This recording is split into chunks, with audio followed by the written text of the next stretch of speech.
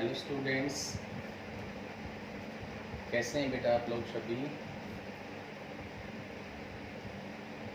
I hope all are you fine at home and continue your study day by day whatever your teachers are teaching you. जो भी आपके teacher आपको पढ़ा रहे हैं, उम्मीद करता हूँ सभी बच्चे अच्छे से पढ़ाई कर रहे होंगे। और बेटा हमारी ये एसटी स्कूल की ऑनलाइन जो पहल है, ये आप लोगों के आपके कंटेंट को पूरा करने में आपकी बहुत ज़्यादा हेल्प करेगी और उम्मीद करता हूँ सभी बच्चे अच्छे से इस मुहिम का फ़ायदा उठा रहे होंगे, उसको अच्छे से एंजॉय भी कर रहे होंगे। आपकी जो SDSS ऐप है, आप उसके ऊपर जो भी आपके वीडियोस हैं रिकॉर्डेड लाइव जो भी हैं, आप उनको अच्छे से देख रहे होंगे और अपने कंटेंट को अच्छे से समझ रहे होंगे। तो बेटा आज की जो हमारी क्लास है इंग्लिश में, हम लेसन नंबर 3 के बारे में डिस्कस करेंगे, उसको कंटिन्यू करेंगे। In our last class we have also discussed about this chapter. So something have done in this part, in this chapter, in this lesson, and the rest part we will discuss on today.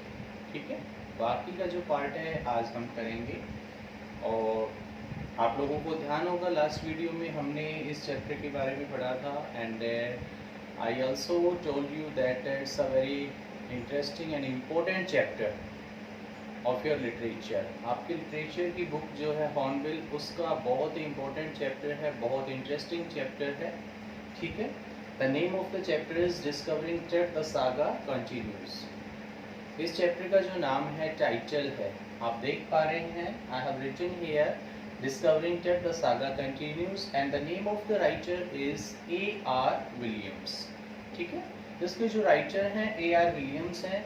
और इसमें जो आपको मैंने बताया था पहले, एक बार थोड़ा सा उसी को रिकैपिचुलेट करते हैं, उसी को थोड़ा सा समझते हैं, फिर आगे की कहानी को हम लेके चलेंगे।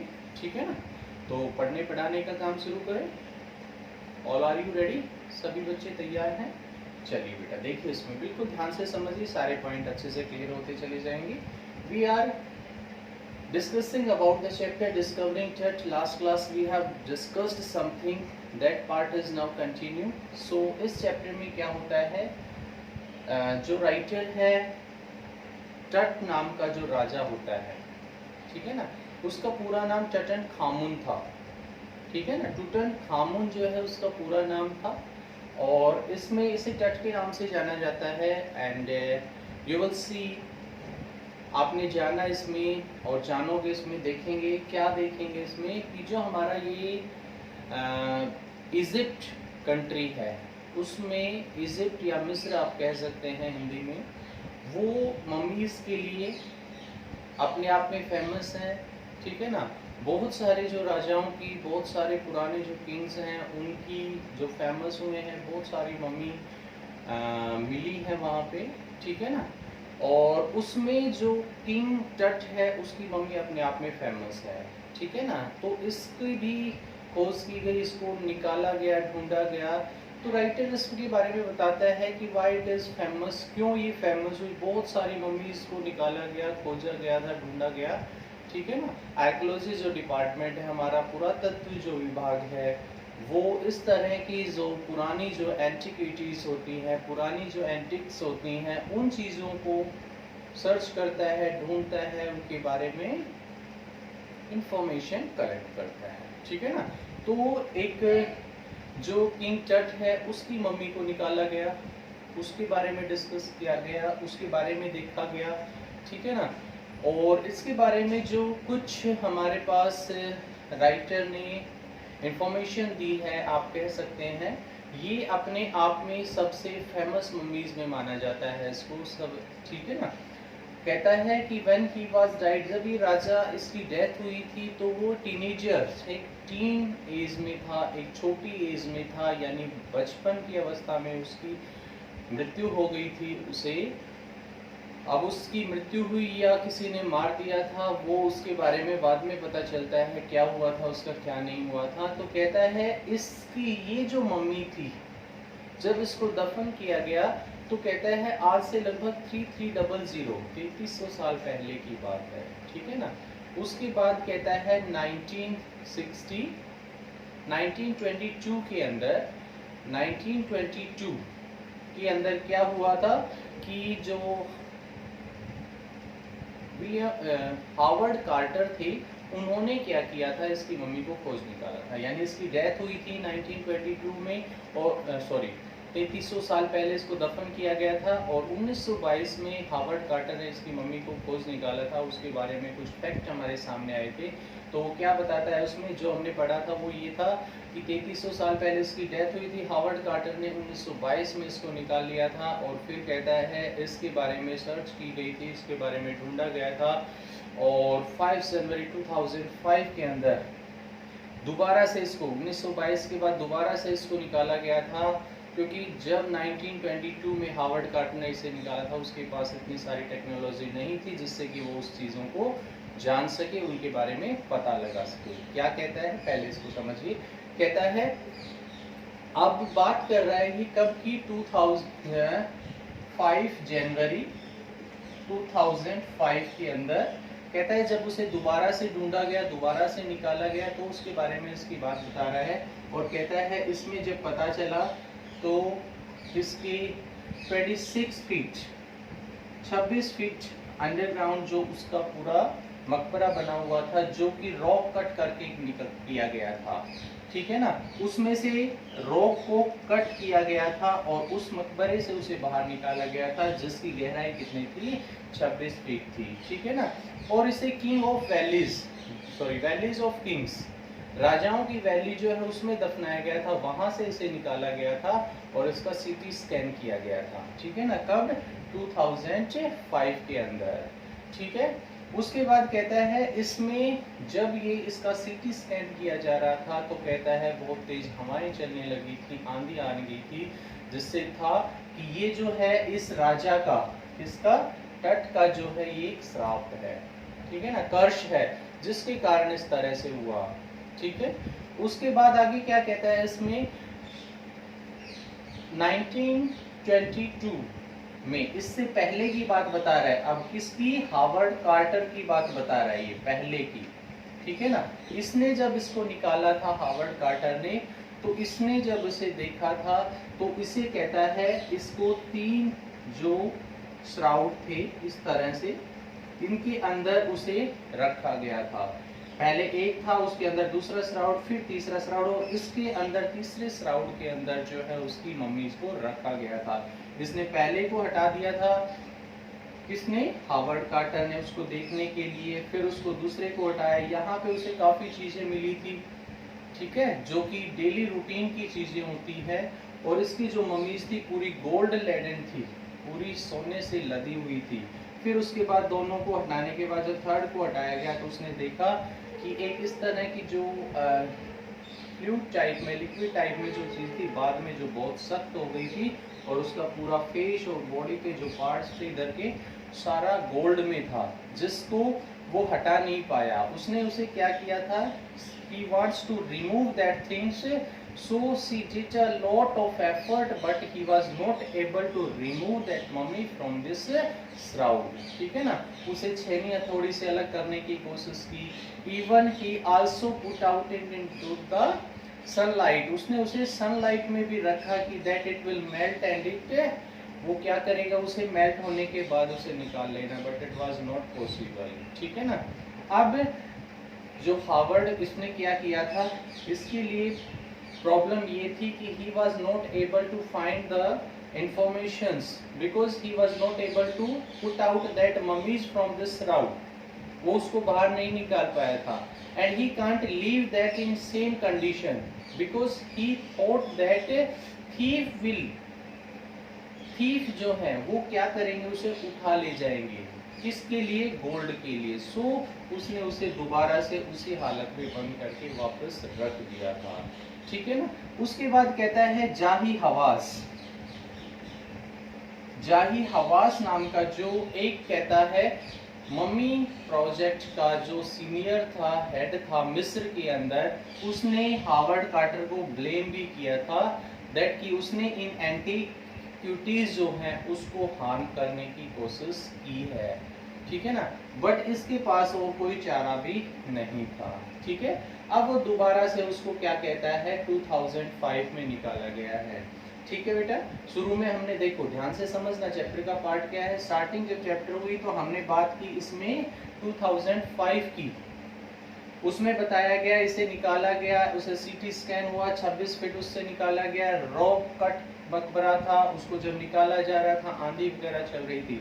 उसके बाद हम पीछे बैक में चले गए, जिसमें कौन था, हावर्ड कार्टर, जो 1922 की बात कर रहा था, ठीक है। उसने भी इसको निकालने की कोशिश की थी, लेकिन वो काम नहीं आई, वो पॉसिबल नहीं हो पाया था, वो नहीं चल पाया था, उससे इंफॉर्मेशन नहीं कलेक्ट हुई due to technology, due to some whatever the problem. So ये हुआ था, इसने इसको ब्लेम भी किया था, ठीक है।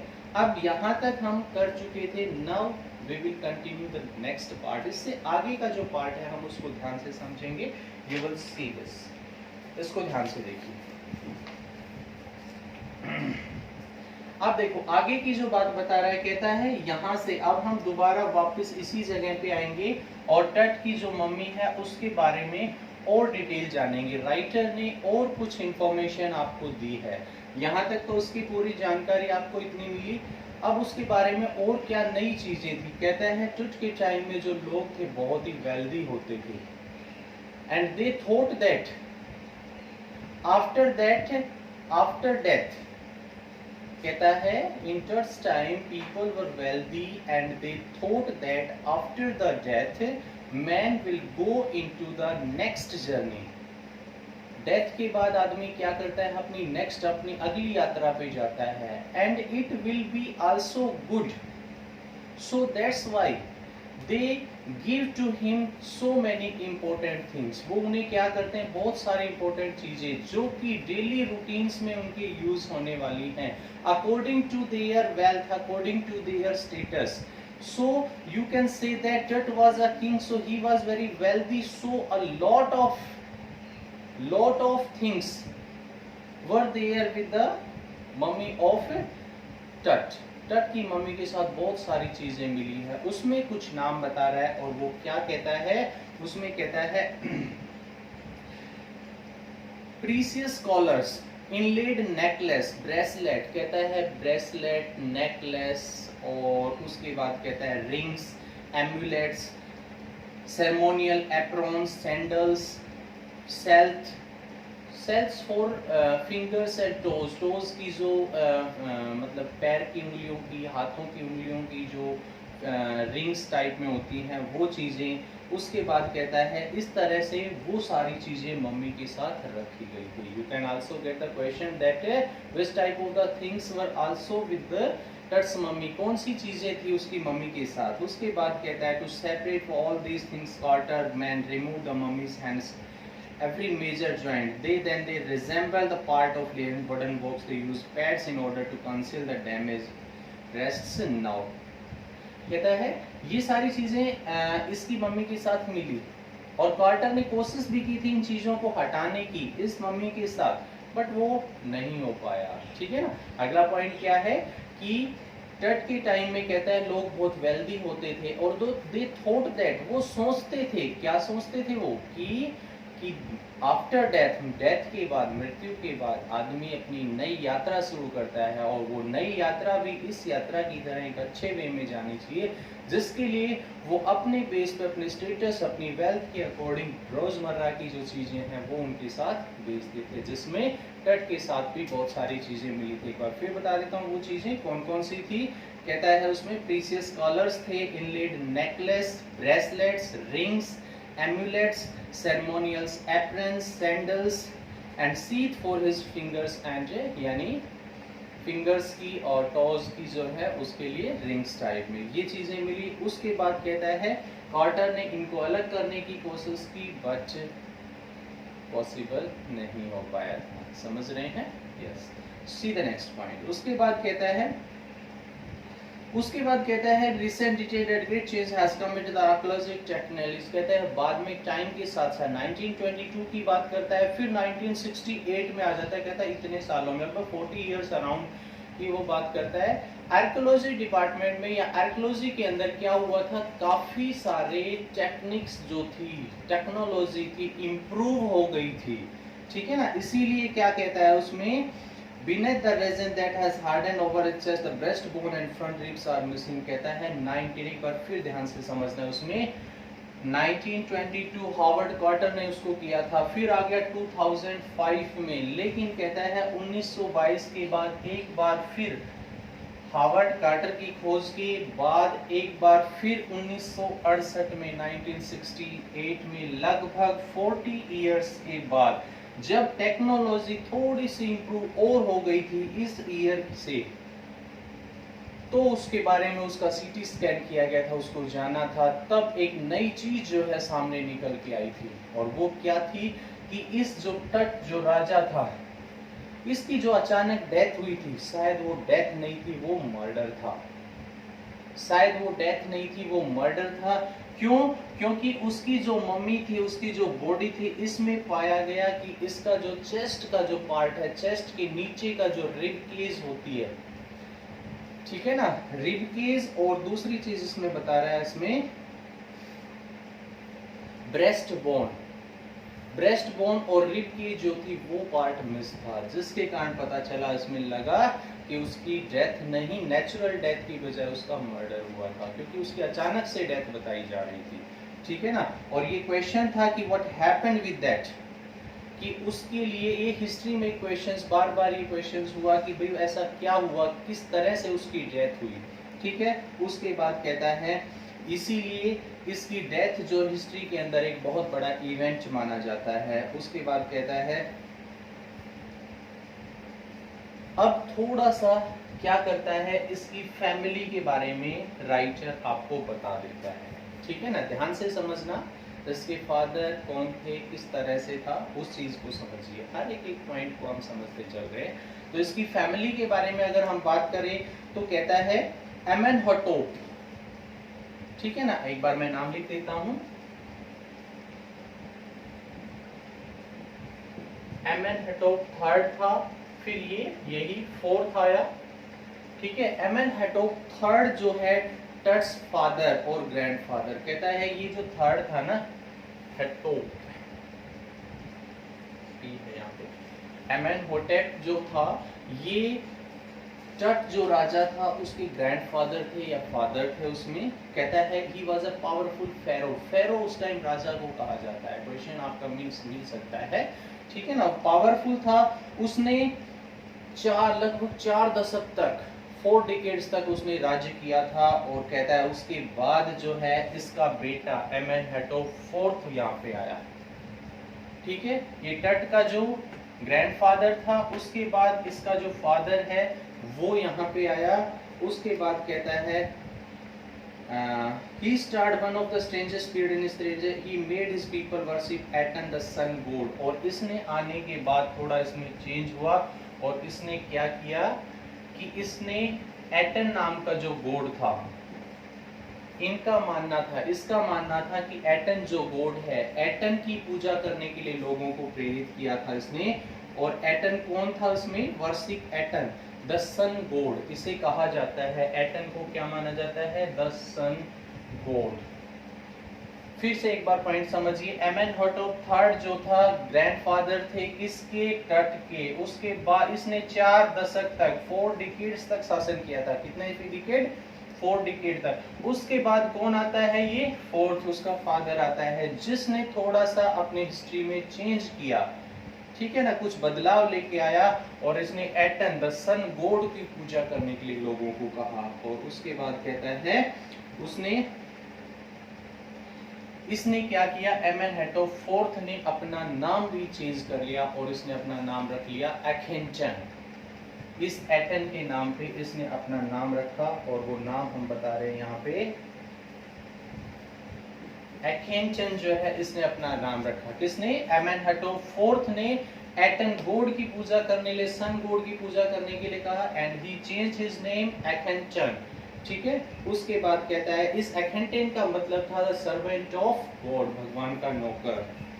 और कहता है एक चीज इसने और चेंज की, इसने अपनी जो पहले पुरानी जो इसकी रिलीजियस धार्मिक कैपिटल थी जिसका नाम था थीबस, क्या नाम था? थीबस, उसको चेंज कर दिया और वो उसे दूसरी जगह पे लेके गया जिसका city of the new city of Akhetaten, Akhetaten की एक नए शहर में लेके गया जिसे आज जाना जाता है एम्ब्रेना नाम से जाना जाता है। किस नाम से जाना जाता है? एम्ब्रेना। ठीक है, एक चीज और सामने आई, एमेनहेटोप फोर्थ किसकी पूजा करने के लिए कहता था? एटम गॉड की। इसने अपना नाम भी चेंज कर लिया एमेनहेटोप फोर ने, क्या नाम रखा? एखेंटन रखा। एखेंटन का मतलब था सर्वेंट ऑफ गॉड। दूसरा रिलीजियस कैपिटल थीबस को चेंज कर दिया, दूसरी जगह पे ले गया एखेंटन के एक शहर जिसे आज माना जाता है, नाम समझाना जाता है, एम्ब्रॉन नाम से जाना जाता है। ठीक है बेटा, उसके बाद क्या कहता है? The chief god of the land so far had been Amun, but Akhenaten smashed all the image of Amun and closed his temple. उसमें कहता है ये जो एम्ब्रेना में जब लेके गया ना, वो ध्यान से समझो, अखेंटन ने अपने रिलीजियस कैपिटल को चेंज करके इसमें लेके गया और वहां पे लोग मानते थे, वहां लोग एक भगवान की पूजा करते थे जिसका नाम था अमुन। किसकी पूजा करते थे? अमुन की पूजा करते थे। लेकिन एखेंटन ने वहां पे ऑल थिंग्स स्मैश्ड, उससे रिलेटेड जो भी चीजें थी सब स्मैश्ड कर दी, खत्म कर दी और उन्होंने क्या कहा? सिर्फ एटम की पूजा होनी चाहिए। ठीक है ना, अमुन की उन्होंने बंद कर दी। उसके बाद आगे क्या कहता है? कहता है इन्होंने ये सब किया, किसने? एखेंटन ने। उसकी डेथ हो जाती है। उसकी डेथ के बाद एक और कुछ दिन के लिए एक राजा आया जिसका नाम था समनखेरा। ठीक है ना, क्या नाम था उसका? यहाँ पे मैं लिख देता हूँ, एक बार ध्यान से आप पढ़ भी सकते हैं। SMENKHARA।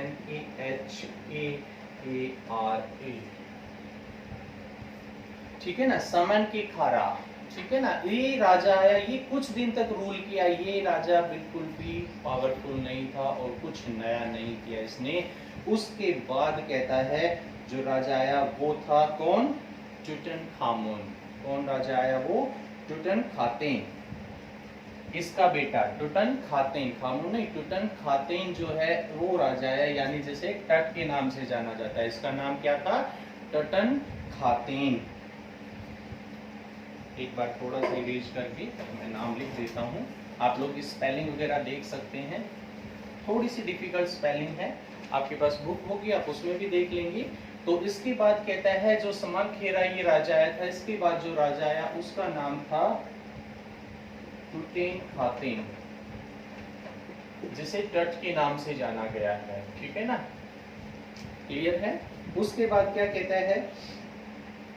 उसके बाद कहता है ये जो राजा है इसने क्या किया? अपना नाम चेंज कर लिया और अपना नाम चेंज करके इसने अपना नाम रखा टुटनखामुन।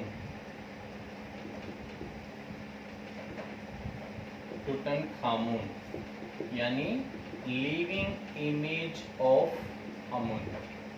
इसने जो अमुन ने, अखेंटन ने इन सब को स्मैश किया था, वापस इसने उन्हीं चीजों को लिया है। यानी इसने अपना नाम इस खातेन से चेंज करके खामुन रख लिया जिसका मीनिंग था लिविंग इमेज ऑफ अमुन, यानी उसने जो हटाया था। उसके बाद कहता है इसने सारे के सारे जो अखेंटन ने रूल चेंज किए थे सारे रूल वो वापस अपने कंट्री के अंदर वापस ले आया था। ठीक है ना, जो पुराने उनके रूल थे अपना नाम भी चेंज कर लिया, अपने गॉड को भी वापस ले आया। ठीक है ना, और जो और भी रूल थे उसने अपने चेंज कर लिए थे। और कहता है लगभग 9 साल तक इसने राज्य किया।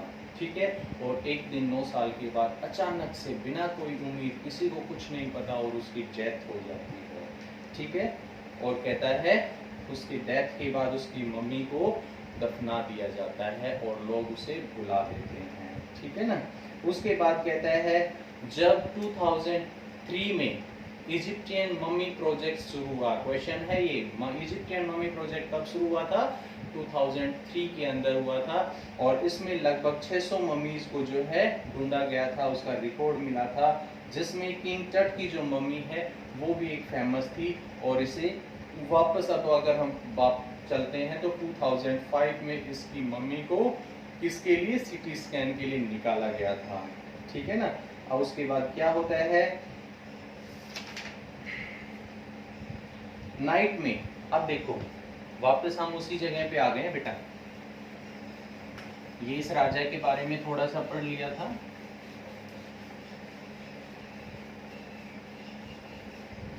एक बार मैं आपसे थोड़े से आप कहें तो क्वेश्चन पूछ लेता हूँ, अभी अभी जो मैंने बताया उसी में से पूछ रहे हैं इसमें, ठीक है ना।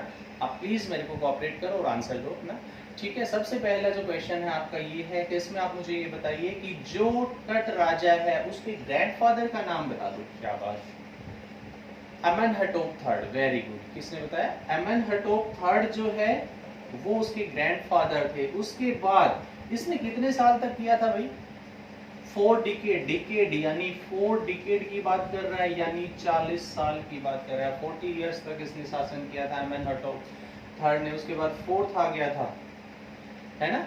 और इसने क्या किया था, अमेनहटोप फोर्थ, इसने किसकी पूजा, सन गॉड की पूजा, एटन की पूजा करने के लिए कहा था। अपनी कैपिटल, कौन सी कैपिटल थी इनकी, थीबेस, थीबेस को चेंज करके एमरॉन में ले गया था, एमरॉन में ले गया था, बिल्कुल, बहुत अच्छी बात है। उसके बाद एमरॉन के अंदर इन्होंने सारे रूल्स चेंज कर दिए थे। इसके बाद समन खाकारा जो है राजा आया था, है ना, इसकी डेथ के बाद, और वो ज्यादा दिन नहीं चला। उसके बाद जो आया था वो क्या था, टटन खातेन या खामुन, यस खातेन। पहले उसका नाम खातेन था लेकिन उसने आने के बाद अपना नाम चेंज कर लिया और उसने अपना खामुन रखा, टटन खामुन, जिसका मीनिंग है लिविंग इमेज ऑफ आमोन, यानी गॉड की लिविंग इमेज। उसके बाद कहता है इसने सारी चीजें चेंज कर दी थी और 9 साल के रूल के बाद उसकी एकदम से डेथ हो जाती है और उसकी मम्मी को दफना दिया जाता है, ठीक है ना।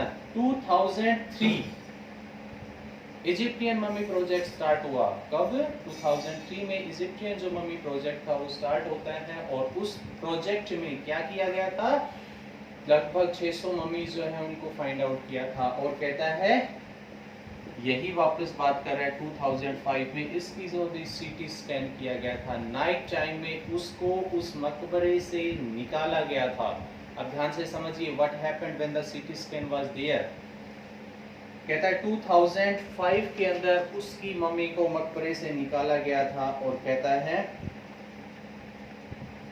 जब उसे निकाला गया तो जो लोग जो थे वो बात कर रहे थे उस मकबरे में, उसको देख रहे थे, उसकी जो गोल्ड से लदी हुई जो उसका फेस था उसको देख रहे थे। और कहता है $1 मिलियन का स्कैनर जब उसे ले जाया गया तो आंधी हवा ये तो हम पढ़ ही चुके हैं चल रही थी, लेकिन $1 मिलियन का जो स्कैनर था, कम से कम 10 लाख का जो स्कैनर था, उसने ही काम करना बंद कर दिया। लोग मान रहे थे it was the curse of Pharaoh, ये जो राजा है उसका श्राप है। और कुछ लोग इस चीज पे भी बात कर रहे थे और वो क्या बात थी ध्यान से समझिए। कहता है इसमें बताया गया है कि जो फाइंड आउट करने वाले थे, इस मम्मी को फाइंड आउट करने वाले थे, उनका जो हेड था, इसका जो हेड था, उसने उस मम्मी को फाइंड आउट किया था और उस मम्मी को फाइंड आउट करने वाले उसकी भी जो डेथ है कुछ 4 या 5 महीने में हो गई थी, जिसकी सिर्फ मलेरिया यानी मॉस्किटो बाइट से या निमोनिया होने से उसकी डेथ हो गई थी। And people also thought that it was also the curse of Pharaoh, यही उस राजा का भी अभिशाप है।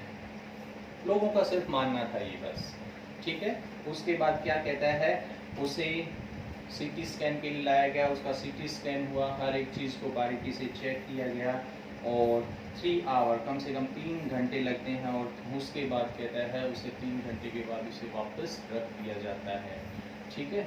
उसके बाद कहता है जाही हवास नाम सुना है, यस, वो जो कौन थे, उस एंटीक्विटीज की आर्कियोलॉजी डिपार्टमेंट के हेड थे, जिनको ने कहा कि उस स्कैन के बाद जब उसे वापस रख दिया गया था तब मुझे लग रहा था कि मैं आज सुकून की नींद ले सकूंगा, ठीक है। And when the CT scan was completed, जब सीटी स्कैन पूरा हो गया था उसके बाद कहता है everything was fine and that night, बिल्कुल आकाश क्लियर था, कोई हवा नहीं चली थी, सब शांत था और वो राजा उसी तरह से लग रहा था that pharaoh was also in piece, कहता है बहुत शांति से वो सोया हुआ ऐसा लग रहा था, and that CT scan was done. So this type of the information is related to the discovering study, राजा के बारे में है. आई होप आप लोगों को सभी को समझ आई होगी. अच्छे से इस चैप्टर को पढ़िए, ध्यान से समझिए, ठीक है. और किसी तरह की कोई क्वेरीज हो तो you can contact me. Thank you so much. Have a good day all.